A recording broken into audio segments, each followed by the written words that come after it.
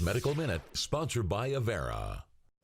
Well, it is that time of year again where we are changing our clocks for daylight saving. This weekend, you'll want to make sure you're moving them back 1 hour. While changing our clocks is something we do each year, it can sometimes take a toll on our bodies and our sleep schedules. Brenda Rotert, the sleep lab coordinator at Avera McKinnon, explains how you can stay on track. Talking about daylight saving and affecting your sleep schedule, how could it do this? Just the little shift in those daylight hours really affects your circadian rhythm and the normal rhythm that your body is in, trying to sleep in the dark and stay awake in the light. A lot of us don't want to lose a step, but how long might it take to get used to this time change?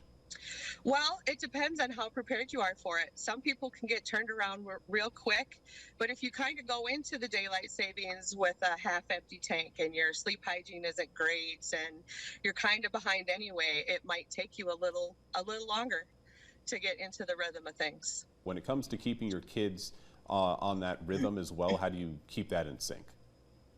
The big thing is turning the electronics off a little earlier at night.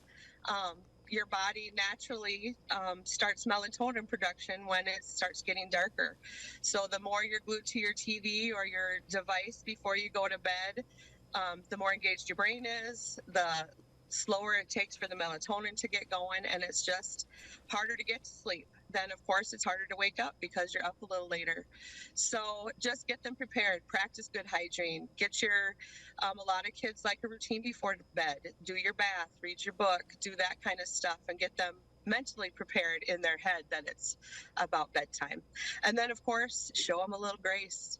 We're crabby and groggy and all that stuff as grown-ups trying to get used to this daylight savings time, so it's hard for kids too to get used to the change.